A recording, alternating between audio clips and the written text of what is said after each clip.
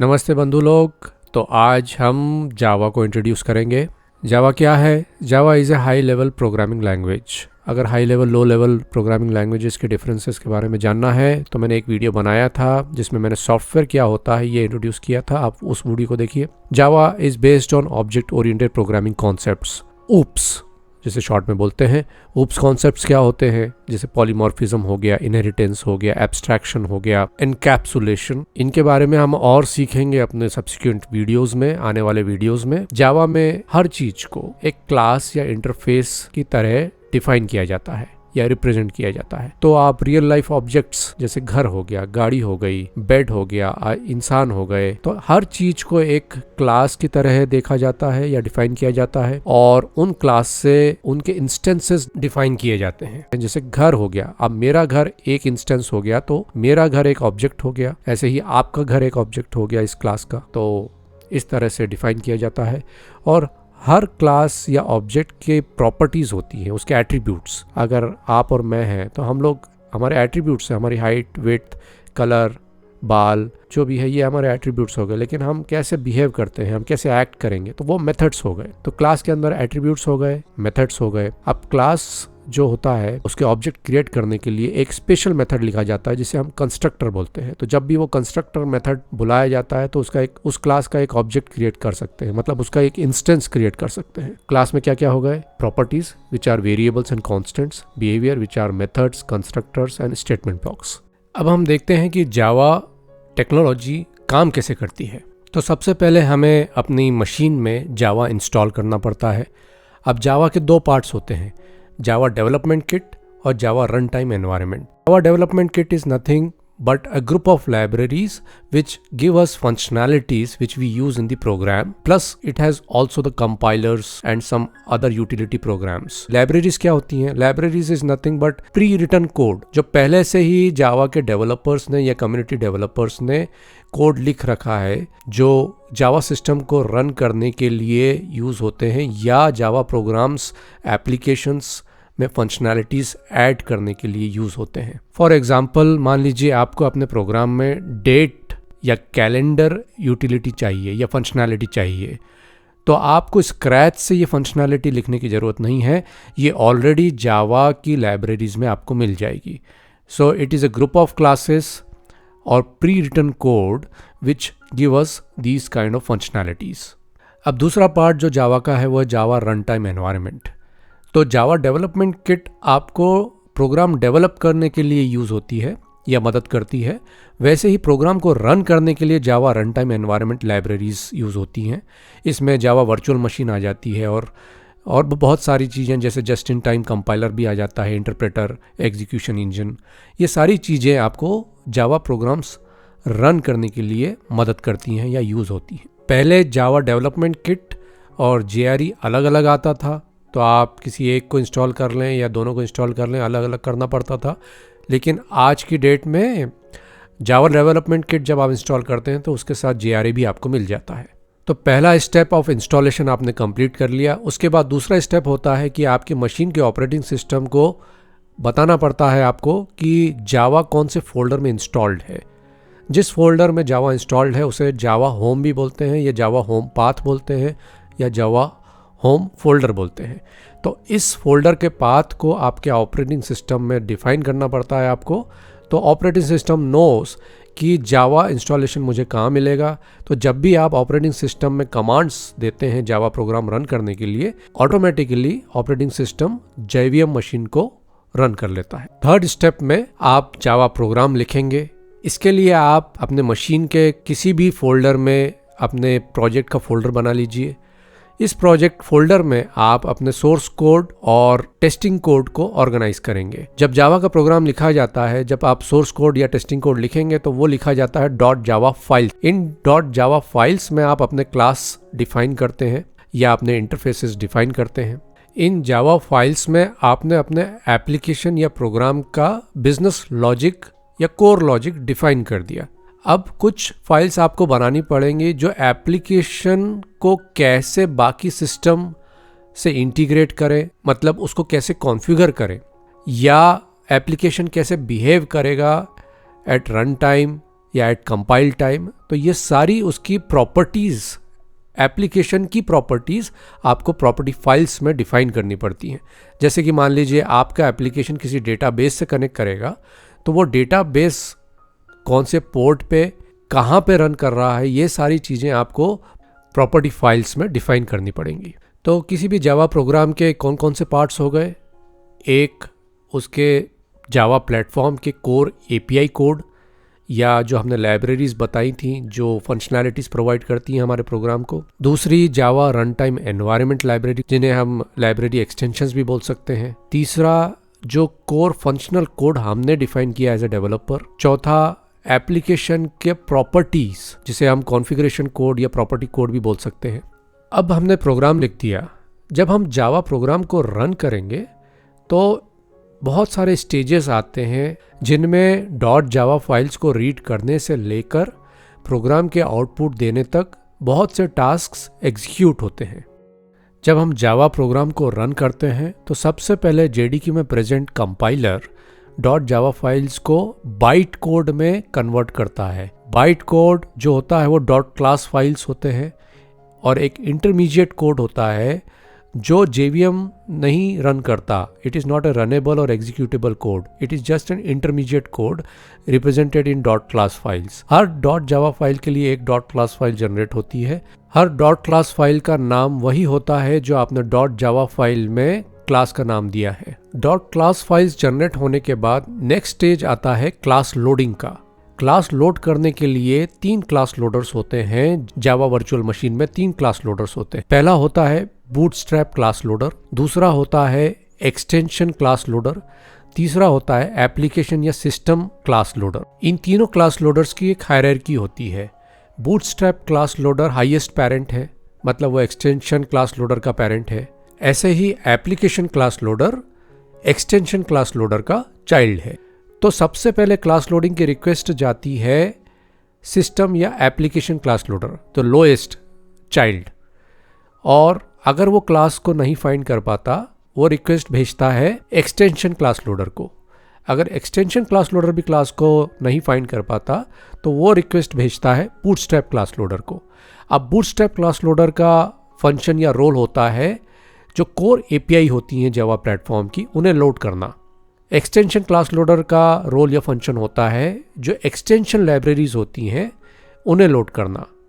और सिस्टम या application class loader का रोल या फंक्शन होता है जो एप्लीकेशन की क्लासेस होती हैं उन्हें लोड करना। लेकिन जो भी क्लास लोडर जिन क्लासेस को फाइंड कर सकता है वो उन्हें लोड कर सकता है। लेकिन रिक्वेस्ट की हायरार्की जो फ्लो होती है वो लोएस्ट चाइल्ड से पेरेंट तक और back to the lowest child ऐसे फ्लो करती है। क्लास लोडिंग के टाइम पे जावा वर्चुअल मशीन एक मेमोरी क्रिएट करता है। इस मेमोरी में पार्ट्स होते हैं। तो JVM मेमोरी में जो ये रन टाइम डेटा एरियाज होते हैं ये 2 तरीके के होते हैं। एक जो जब तक JVM रन कर रहा है तब तक वो मेमोरी एरियाज एग्जिस्ट करते हैं। दूसरे जो सिर्फ थ्रेड्स के लिए बनाए जाते हैं, तो जैसे ही थ्रेड का काम हो जाता है वो एरियाज डिस्ट्रॉय हो जाते हैं। अब थ्रेड क्या होते हैं? थ्रेड वो एक तरह से आप प्रोसेसेस समझ लीजिए जो किसी टास्क को एग्जीक्यूट करने के लिए टेम्पररीली क्रिएट होते हैं। तो जैसे ही टास्क अकम्प्लिश हो जाता है वो थ्रेड क्लोज हो जाते हैं या डिस्ट्रॉय हो जाते हैं। Java supports multi threading. Multi threading क्या होता है इसको हम इजीली समझें तो एक ही रन टाइम में जावा मल्टीपल टास्क्स एग्जीक्यूट कर सकता और हर टास्क के लिए वो एक थ्रेड ओपन कर देता है। हर थ्रेड में एक टास्क एग्जीक्यूट हो रहा है। ऐसे मल्टीपल टास्क्स जावा एप्लीकेशन एक ही टाइम पे रन कर सकते। तो JVM क्लास लोडिंग के टाइम पे जावा वर्चुअल मशीन एक मेमोरी क्रिएट करता है। इस मेमोरी में पार्ट्स होते हैं। मेथड एरिया जिसमें क्लास जो लोड हुई हैं उनकी पूरी इंफॉर्मेशन जाती है। जैसे क्लास का फुली क्वालिफाइड नेम हो गया, उसका इमीडिएट पेरेंट क्लास कौन सा है वो हो गया। अगर .class फाइल जो है वो किसी क्लास से रिलेटेड है या इंटरफेस से रिलेटेड है वो इंफॉर्मेशन उसमें आ जाती है। उस क्लास के मॉडिफायर्स, वेरिएबल्स, उसके मेथड की इंफॉर्मेशन आ जाती है। तो ये सारी इंफॉर्मेशन जो होती है वो मेथड एरिया में रखी जाती है। तो क्लास लोडर क्या करता है वो .class फाइल को रीड करता है, उसमें से मशीन लेवल कोड या बाइनरी डेटा जनरेट करता है। उस इंफॉर्मेशन को वो मेथड एरिया, जेवीएम मेमोरी का मेथड एरिया में रखता है। मेथड एरिया में ये इंफॉर्मेशन स्टोर करने के बाद डॉट क्लास फाइल का एक इंस्टेंस, ऑब्जेक्ट इंस्टेंस क्रिएट करता है। अगर इन तीनों क्लास लोडर्स में से कोई भी क्लास लोडर किसी एक क्लास को फाइंड नहीं कर पाता या लोड नहीं कर पाता तो क्लास नॉट फाउंड एक्सेप्शन दे देता है। मेथड एरिया जहाँ पे क्लास की इंफॉर्मेशन सेव होती है, ये एक शेयर्ड मेमोरी रहती है, तो जेवीएम के सारे रिसोर्सेज इस मेमोरी को शेयर कर सकते हैं। इसके बाद आता है हीप एरिया। हीप एरिया वो एरिया होता है जेवीएम मेमोरी का जहाँ पे जो ऑब्जेक्ट्स क्रिएट होते हैं, जितने भी instances of class which are the objects defined in the program, वो जो क्रिएट होते हैं वो उनकी इंफॉर्मेशन हीप एरिया में रखी जाती है। ये भी जो जेवीएम मेमोरी का एरिया होता है, ये भी एक शेयर्ड रिसोर्स होता है। तीसरा एरिया जो जेवीएम का रहता है मेमोरी एरिया, उसको बोलते हैं स्टैक एरिया। तो प्रोग्राम में जितने भी मेथड कॉल्स होते हैं उनकी इंफॉर्मेशन स्टैक एरिया में स्टोर होती है और जेवीएम एक रन टाइम स्टैक क्रिएट कर देता है। जेवीएम जो एक एरिया क्रिएट करता है ऐसे एक थ्रेड के लिए, तो उसे बोलते हैं पीसी रजिस्टर। पीसी मतलब प्रोग्राम काउंटर। अब थ्रेड जो होते हैं वो एक टाइम पे एक ही मेथड को एग्जीक्यूट कर सकते हैं। तो जैसे कि हमने बोला क्लासेस के अंदर मेथड्स होते हैं, जब मेथड वो कॉल होता है तो वो एग्जीक्यूट होता है, तो उसकी इंफॉर्मेशन किसी दूसरे एरिया में है, लेकिन वो जब कॉल होता है तो वो एक थ्रेड उसे एग्जीक्यूट करता है और रन टाइम पे जब वो मेथड एग्जीक्यूट हो रहा है बाय द थ्रेड, तब उसकी इंफॉर्मेशन जो रहती है वो पीसी रजिस्टर में होती है। अब हम आ जाते हैं रन टाइम कांस्टेंट पूल पे। अब run time constant pool area में ऐसे कांस्टेंट्स या न्यूमेरिक लिटरल्स या फील्ड रेफरेंसेस जो कि कंपाइल टाइम में जेवीएम को नोन हो जाते हैं या पता चल जाते हैं या रन टाइम पे उनको रिजॉल्व करना ज़रूरी रहता है, तो उनकी values run time constant pool memory area में सेव होती है या स्टोर होती है। अब इसके बाद एक एरिया होता है जिसका नाम रहता है native method stacks. Native methods वो होते हैं जिनको समझने के लिए जावा को कुछ इंटरफेस लाइब्रेरीज या एपीआईज लगते हैं। ये मेथड्स किसी और लैंग्वेज में लिखे गए मेथड्स हो सकते हैं। इस तरह से ये 6 जेवीएम के मेमोरी एरियाज क्रिएट होते हैं एट रन टाइम। कुछ एरियाज एग्जिस्ट करते हैं जब तक जेवीएम एग्जिस्ट करता है, बाकी जो थ्रेड के एग्जीक्यूट होने के बाद डिस्ट्रॉय हो जाते हैं। तो ये था क्लास लोडिंग का पूरा ऑपरेशन। अब हम नेक्स्ट स्टेज पे आते हैं जहाँ पे लिंकिंग ऑपरेशंस जो बोलते हैं वो एग्जीक्यूट। लिंकिंग ऑपरेशंस के अंदर एक्चुअली 3 ऑपरेशंस आ जाते हैं। तो सबसे पहला ऑपरेशन होता है इस स्टेज में वेरिफिकेशन। वेरिफिकेशन स्टेज में जो होता है वो क्लास फाइल्स में जो क्लास इन्फॉर्मेशन रहती है वो ये चेक करता है ये इन्फॉर्मेशन करप्ट तो नहीं है, क्या ये क्लासेस स्ट्रक्चरली करेक्ट हैं जो कि कंपाइल करके रन किए जा सकते हैं। और भी कुछ फंक्शंस करता है, पर ऊपर से अगर हम देखें या समझें तो वेरिफिकेशन का ये रोल होता है। इसके बाद प्रिपरेशन का ऑपरेशन होता है जिसमें जितनी भी स्टैटिक फील्ड्स होती हैं क्लास की। स्टैटिक फील्ड्स क्या होती हैं इस बारे में हम और जानेंगे जब हम जावा के डिटेल्स में जाएंगे। जैसे अगर वो स्टैटिक फील्ड इंटीजर टाइप की है या कोई ऑब्जेक्ट रेफरेंस टाइप की है, तो इन टाइप के हिसाब से उनको डिफ़ॉल्ट वैल्यूज़ प्रोवाइड कर दी जाती है प्रिपरेशन ऑपरेशन में। तो इंटीजर की डिफ़ॉल्ट वैल्यू होती है 0 और जो ऑब्जेक्ट रेफरेंसेस होते हैं उनकी डिफ़ॉल्ट वैल्यू रहती है नल। तो इन सारे फील्ड्स को एक डिफ़ॉल्ट वैल्यू प्रोवाइड कर दी जाती है उनके टाइप के हिसाब से। इसके बाद जो ऑपरेशन आता है वो आता है रिजोल्यूशन का। इसका मतलब ये है कि जितने भी सिंबॉलिक रेफरेंसेस होते हैं, इसका मतलब यह रहता है सिंबॉलिक रेफरेंसेस का मतलब जैसे कहीं पे भी किसी भी ऑपरेशन में, प्रोग्राम के किसी भी ऑपरेशन में या स्टेटमेंट एक क्लास को अगर रेफ़र किया जा रहा है तो क्या वो रेफरेंस एक वैलिड क्लास की तरफ पॉइंट कर रहा है या नहीं, तो ये रिजोल्यूशन में चेक होता है।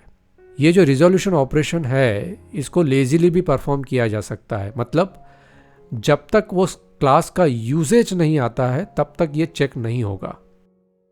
इसके बाद स्टेज आता है इनिशियलाइजेशन ऑपरेशन का। इनिशियलाइजेशन ऑपरेशन में हम जो फील्ड्स को पहले डिफ़ॉल्ट वैल्यूज़ प्रोवाइड कर दी गई थी, अब उनको एक्चुअल वैल्यू जो कोड में डिफाइंड है वो प्रोवाइड की जाती हैं। तो इनिशियलाइजेशन को एक प्रिपेयर्ड एंड वेरीफाइड क्लास की ज़रूरत पड़ती है। अगर क्लास प्रिपेयर्ड नहीं है या वेरीफाइड नहीं है तो ये ऑपरेशन परफॉर्म नहीं होगा। ये loading, linking and initialisation operations जब ख़त्म हो जाते हैं, इसके बाद एग्जीक्यूशन का स्टेज आता है। यहाँ पे एग्जीक्यूशन इंजन जो कि JVM का पार्ट होता है, वो execution engine dot class files या कि बाइट कोड को लाइन बाय लाइन रीड करता है, उसको जो कि मेमोरी एरियाज़ में प्रेजेंट है उनको पढ़ता है और उस हिसाब से वो सारे इंस्ट्रक्शंस को एग्जीक्यूट करके प्रोग्राम का आउटपुट देता है। अब ये करने के लिए उसको 3 चीज़ों की ज़रूरत पड़ती है। पहला, इंटरप्रेटर। इंटरप्रेटर क्या करता है, वो बाइट कोड को लाइन बाय लाइन पढ़ने के बाद उसे एग्जीक्यूट करता है।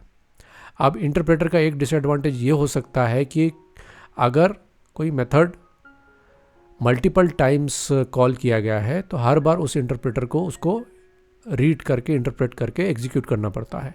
लेकिन इसी को अवॉइड करने के लिए एक जस्ट इन टाइम कंपाइलर भी दिया जाता है, JIT। तो उसका काम ये रहता है कि अगर कोई भी इंफॉर्मेशन ऑलरेडी बाइट कोड से रीड करके मेमोरी में प्रोवाइड कर दी गई है तो वो इंटरप्रेटर को ये इन्फॉर्मेशन प्रोवाइड कर देता है। मल्टीपल टाइम्स उसे इंटरप्रेट करने की ज़रूरत नहीं पड़ती। ये जस्ट इन टाइम कंपाइलर का काम रहता है। तो it increases the efficiency of the interpreter. अब तीसरा जो रहता है वो है गार्बेज कलेक्टर। गार्बेज कलेक्टर क्या करता है कि जो ऑब्जेक्ट्स हीप एरिया में क्रिएट कर, जिनकी इंफॉर्मेशन क्रिएट की गई थी, अब जो अनरेफरेंस्ड रहते हैं ऑब्जेक्ट्स या जो यूज़ में नहीं रहते, तो गार्बेज कलेक्टर उन्हें कलेक्ट करके डिस्ट्रॉय कर देता है। तो गार्बेज कलेक्टर के ऑपरेशन के भी अपने एक प्रोसेस रहता है जिसको हम डिटेल में बाद में समझेंगे। अब आपने प्रोग्राम को रन कर लिया, आपको आउटपुट मिल गया। अब इसके बाद एक स्टेज आती है, मान लीजिए आपको ये प्रोग्राम को शेयर करना है किसी दूसरे डेवलपर के साथ या इस प्रोग्राम को कहीं सर्वर पे डिप्लॉय करना है। तो आप क्या करेंगे, ये क्लास फाइल्स तो अभी आपने प्रोग्राम में रन कर ली, ये पूरे स्टेज जो ऑपरेशंस हमने देखे उसमें ये क्लास फाइल्स रन हो गई, प्रोग्राम रन हो गया, उसका आउटपुट आ गया। लेकिन as a program, as a executable file या एज एन एग्जीक्यूटेबल प्रोग्राम, इसको अगर किसी सर्वर पर डिप्लॉय करना है या किसी के साथ शेयर करना है तो उसके लिए पैकेजिंग काम आती है। पैकेजिंग 3 तरह की होती है, jar packaging, war packaging and EAR या ER पैकेजिंग। अब इन तीनों पैकेजिंग के अपने अपने फंक्शंस या अपने अपने रीजंस होते हैं। सबसे कॉमन रहती है jar packaging. So by default जब भी आप जावा प्रोग्राम बनाते हैं तो by default packaging jar defined होती है। तो ये पैकेजिंग जो रहती है एक तरह की जिप फाइल आप समझ लीजिए। तो जितनी भी हम क्लास फाइल्स और जितनी भी बाइनरी फाइल्स और जो भी क्रिएट हो रहा है प्रोग्राम को कंपाइल करने के बाद, तो वो सब एक पैकेज में आप स्टोर कर सकते हैं और वो पैकेज को डिस्ट्रीब्यूट कर सकते हैं या डिप्लॉय कर सकते हैं to run as a single program या सिंगल एप्लीकेशन। आपका लिखा हुआ प्रोग्राम एज ए जार किसी दूसरे प्रोग्राम के लिए एक लाइब्रेरी कोड भी बन सकता है। जैसे हमने इनिशियली डिस्कस किया था कि लाइब्रेरी कोड जो होती हैं वो भी जार फाइल्स होती हैं। तो jar files is nothing but a structured folder which is containing the byte code and other files for that program to run on a server. तो यहाँ पे हम समझ गए कि जावा टेक्नोलॉजी काम कैसे करती है। मतलब हमने इंस्टॉल करने से लेकर जावा प्रोग्राम रन करने और उसका आउटपुट आने तक सब कुछ समझ लिया है। अब इन पूरे ऑप्शंस में या पूरे प्रोसेस में एक एक करके हर चीज़ को हम डिटेल में समझेंगे अपनी वीडियोस में। अब हम देखते हैं कि जावा के एडवांटेजेस क्या हैं, हम जावा क्यों सीखें। वो वेल डिफाइंड है। सेकंड रीज़न होता है जावा ऑब्जेक्ट ओरिएंटेड है। इसका मतलब ये है कि जावा का जो स्ट्रक्चर रहता है वो बड़ा मॉड्यूलर रहता है और इसका जो हम कोड लिखते हैं वो रीयूजेबल रहता है। तो हर पर्टिकुलर पार्ट ऑफ कोड और part of application is like a module जिसकी अपनी फंक्शनैलिटी रहती है और वो फंक्शनैलिटी हम अगर रीयूज़ करना चाहें तो बस उस कोड को हम अपने दूसरे प्रोग्राम्स में यूज़ कर सकते हैं। तीसरा रीज़न है कि जावा पोर्टेबल होता है, मतलब जावा एक प्लेटफॉर्म इंडिपेंडेंट प्रोग्राम्स बनाने में मदद करता है। इसका मतलब जो भी मशीन में, जिस भी मशीन में जावा वर्चुअल मशीन इंस्टॉल्ड है या रन कर रही है, वहाँ पे आप कोई भी जावा प्रोग्राम रन कर सकते हैं। जावा सिक्योर है। अब सिक्योरिटी जावा कैसे प्रोवाइड करता है? जावा एक्सप्लिसिट पॉइंटर्स को अवॉइड करता है। मतलब पॉइंटर वो होता है जो मेमोरी एड्रेस की तरफ पॉइंट करता है जहाँ पे वैल्यूज़ स्टोर होती हैं। तो जावा डायरेक्ट पॉइंटर्स अवॉइड करता है, इसलिए जावा सिक्योरिटी प्रोवाइड कर पाता है। और हम अपने क्लासेस के एक्सेस रूल्स डिफाइन कर सकते हैं, which is another way of providing security. Java एक हाई लेवल प्रोग्रामिंग लैंग्वेज है जो कि बड़ा ह्यूमन रीडेबल फॉर्म में रहता है। जो जावा के जो कीवर्ड्स हैं वो ह्यूमन रीडेबल रहते हैं, तो हम इजीली उन कीवर्ड्स को सीख के जावा प्रोग्राम्स बना सकते हैं। जावा में ऑटोमेटिक गार्बेज कलेक्शन होता है, मतलब जो अनयूज्ड मेमोरी या जो मेमोरी मैनेजमेंट होता है वो जावा में बाय डिफ़ॉल्ट होता है with the use of garbage collector या गार्बेज कलेक्शन प्रोसेस।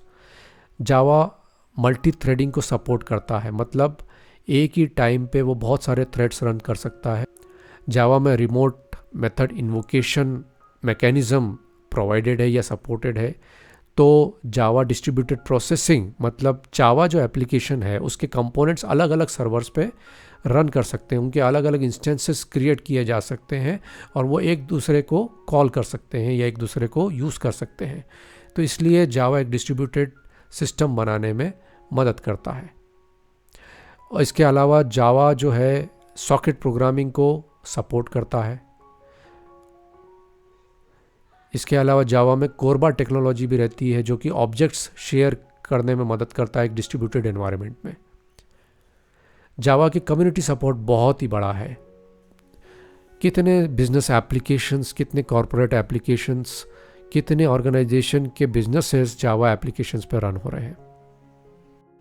तो ये हो गए जावा के एडवांटेजेस। अब हम समझ लेते हैं जावा के डिसएडवांटेजेस क्या हैं। तो पहला डिसएडवांटेज तो ये है कि जावा बहुत ही स्ट्रिक्टली रिटन लैंग्वेज है, मतलब उसका सिंटेक्स बड़े डिसिप्लिन से लिखना पड़ता है, नहीं तो एरर्स या एक्सेप्शंस आ जाते हैं। सेकेंड, जावा की तरफ एलिगेशन ये है कि जावा स्लो है, उसका परफॉर्मेंस लो रहता है। वो इसलिए क्योंकि जावा बहुत मेमोरी कंज्यूम करता है, मतलब JVM जो है वो बहुत मेमोरी कंज्यूम करता है फॉर इट्स ऑपरेशंस, और इसलिए कुछ लैंग्वेजेस से स्लो रहता है प्रोग्राम एग्जीक्यूशन में। बट अगर हम इसको दूसरी तरफ देखें तो जावा क्योंकि मल्टी थ्रेडिंग सपोर्ट करता है तो वो एग्जीक्यूशन को फास्टर भी कर देता है। और जावा के स्लो होने का कारण ये भी है कि कोड को मशीन लेवल कोड में इंटरप्रेट करना एक ऑपरेशन जो है वो जावा को करना पड़ता है बार बार, और इसलिए उसका परफॉर्मेंस थोड़ा लो हो जाता है क्योंकि मल्टीपल लेवल्स या एक्स्ट्रा लेवल्स ऑफ कंपाइलेशन उसमें इन्वॉल्व रहते हैं। और गार्बेज कलेक्टर जो रहता है जावा का, वो भी प्रोसेस को थोड़ा स्लो कर देता है। जावा मोस्टली बैकएंड के लिए यूज़ होता है क्योंकि उसका अभी भी GUI है, जो ग्राफिकल यूज़र इंटरफेस है, या जो उसके मॉड्यूल्स या लाइब्रेरीज़ हैं जो GUI बनाने में यूज़ होती हैं, वो अभी भी इतनी मैच्योर नहीं है या इतनी यूज़र फ्रेंडली नहीं है।